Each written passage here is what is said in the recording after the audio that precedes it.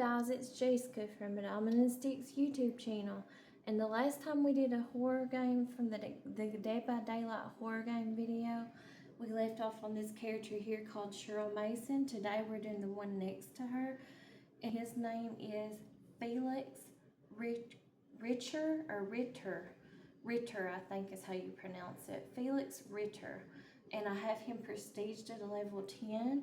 And I do like this character. I like playing him, and I like some of his perks.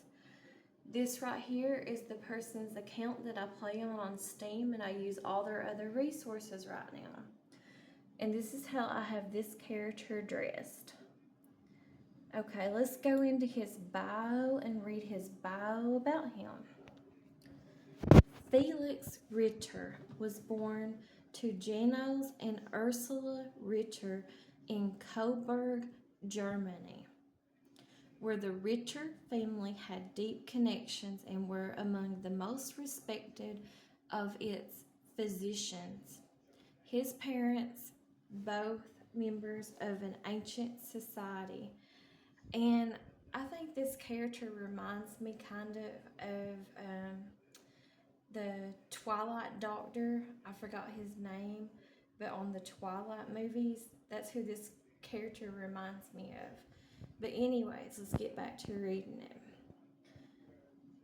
Okay, let's see. His parents, both members of an ancient society, were always out of the Richter manor at medical conferences or providing humanitarian aid around the world. Traveling exposed young Felix to new cultures, languages, and architecture unlike anything he had ever seen before. He wasn't sure when the architectural bug bit, but when it did, it bit hard, and he knew that despite his family's legacy, he would one day design buildings that would inspire the world. By 23, he was considered an architectural prodigy, having won the Swiss Architect Medal and the German National Design Award.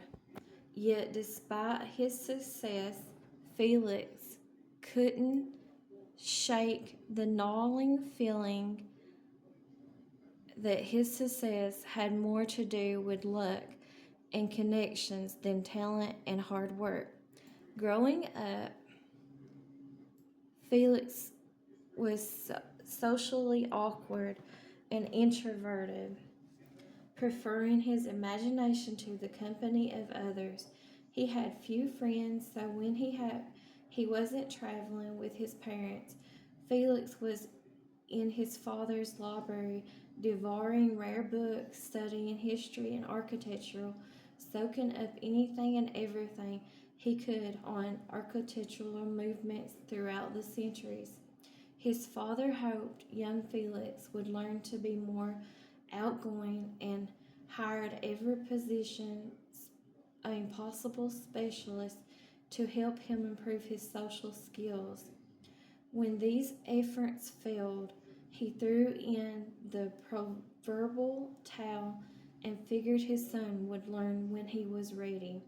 He then joined young Felix in the library, where he helped him build elaborate wooden models of buildings while telling him wild stories about his secret club and their ancient battle against a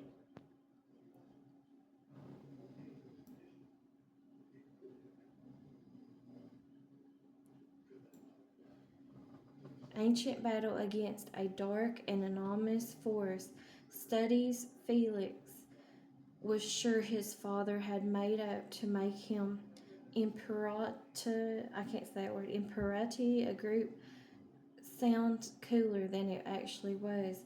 Felix sometimes wondered if his design sensibilities came from his summer trips to Dyer Island, a private island that boasted some of the world's finest homes and designs. Every summer, Felix would accompany his parents to the island, where members of the Imperatia would encourage their children to network and forge lifelong connections. Felix didn't mingle well with the other teenagers, but he did make 4 friends who, like himself, didn't quite fit like the high society mode. They were often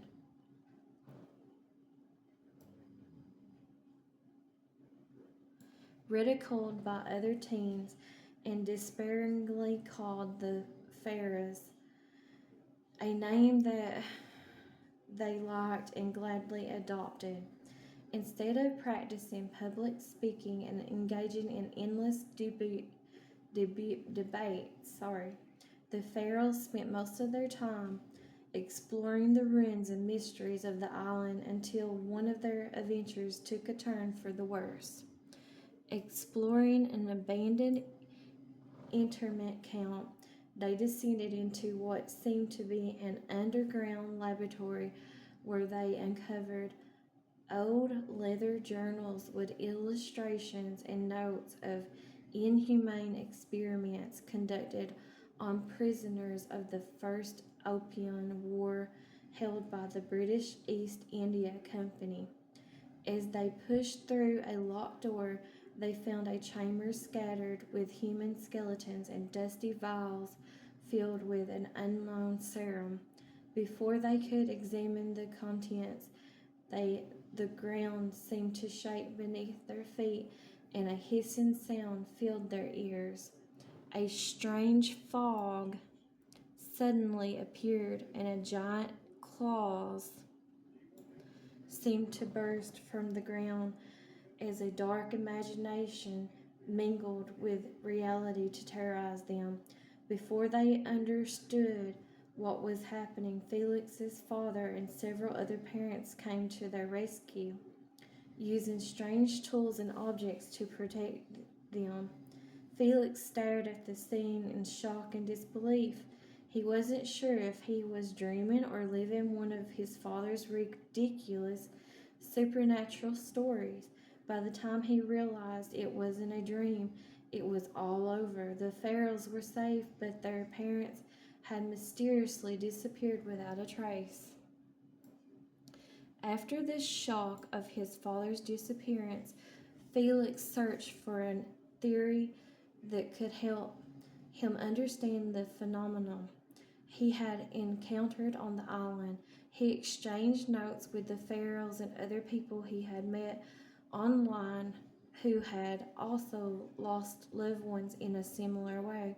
The tragedy had fostered a strong relationship between the Pharaohs, and for years they worked together to unravel the mystery of what had happened to their parents. But nothing made sense, and every lead they pursued hit a dead end. With time, their effects dwindled, and the 5 friends slowly grew apart, each going their separate ways, hoping to forget the nameless darkness that had robbed them of their parents. Over the years, Felix proved to be an exceptional architect.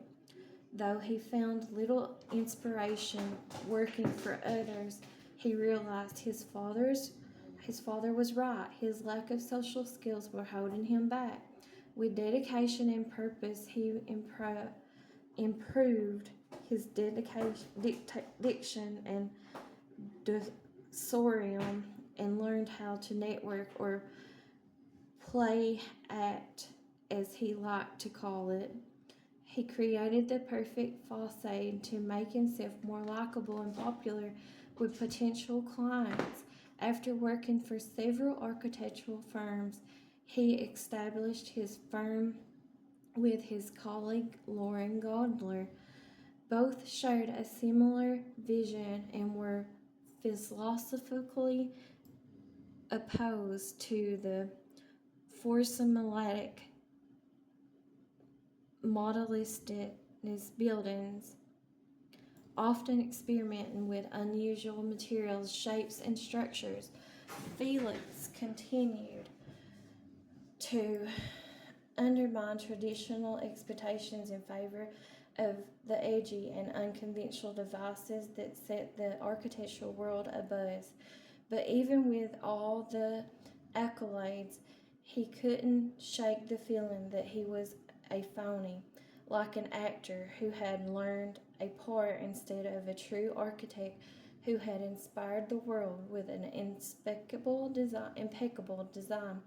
During these moments of insecurity and self doubt, he would distract himself with the endless parties and drown his anxieties in alcohol, wishing his father was still around for some harsh advice and tempered wisdom. Eventually, Felix's girlfriend announced that he was going to be a father. The news shook him to the core, and wanting to inspire his unborn child as much as his father inspired him, he quickly pulled his life together. What he needed was a project that would challenge him, and cement was his worth as an architect. As fate would have it, the perfect opportunity presented itself when old friends of his father commissioned his firm Richter and Golder to build something new and unconventional on a dire island. The challenge excited the terrified Felix, who now drowned his anxieties with articles and books on parenting. Within 6 months, the dire restoration project was underway and Felix surveyed the island. He suddenly heard a familiar voice calling out to him from beyond the shattered Victorian buildings and the crumbling ruins, hiding dark stories long hidden and forgotten. Through a strange gathering fog, he saw a form slowly take shape. His eyes widened and his lips parted, but no words issued forth. Could it be? Was it possible? No, it couldn't be. It was impossible. And yet, with dawning realization, Felix staggered back as he watched his father emerge from the fog. His legs felt weak, and his rising heartbeat thrashed in his ears. It was him. It really was him. His unborn child would know his grandfather, and he could finally show him how much he had accomplished since he disappeared. They stared at one another for a long moment. Then his father gave him a look of disappointment, turned his back on him, and proceeded to walk away. Over his pounding heart, Felix chased after him and was never seen again. So that's Felix's his biography, his storyline. Now let's get into his perks. He's got this visionary perk, and I do like to play Felix, and I like a couple of his perks. This is a rare perk because it's in the purple. You remarkably focus on your means of escape. You see generators roar within 32 meters. Anytime a generator is complete, a visionary is disabled for 16 seconds. Desperate measures. I use this perk a lot. It's in the purple, so it's a rare perk. You refuse to fail, even during your darkest hour. For each injured hook or dying survivor, increase the speed of your healing and unhook abilities action for 14%. When they come with a wrecking ball, build stronger walls. Felix Richter, that's his quote.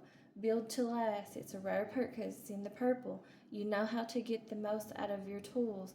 After hiding inside a locker for 12 seconds with a depleted item in hand, 99% of its charges are refilled. Each use of the built to last reduces the amount of charges refilled by 33%. Architecture is the soul of civilization. Civilization. Sorry, I got tongue-tied. Felix Richter, that's his quote. Okay, let's go into his customizations. I got quite a few for him that I've either earned or bought with iridescent shards. And I'm not sure if you have to buy this character or if he comes with the game. But I know he's a part of the Dead by Daylight storyline to the game. Anyways, I have the Bloody Felix Richter because he's prestige to level 10 and you only have to be prestige to level 9. I have brilliant visionary, dashing visionary, gifted visionary, acclaimed architect, celebrated architect, famed architect, Felix Richter, that's his original outfit, and prized architect. And I have him in kind of a combination is what I have on him now. Let's go to his loadout. It's still on Chaos Shuffle, the event that's going on, so you can't see the perks I'm using. And so let me just put something on here so y'all can kind of see how to do it. I'll put a flashlight and stuff on there, and I'll put something on there for points. And then let's go to his blood web. Y'all can see his blood web. Like I said, I do like to play him, and so that's what he's prestiged at. And this is what he looks like and how I got him dressed. I appreciate y'all for watching, and I'll see y'all in the next video. Thank you. Bye-bye.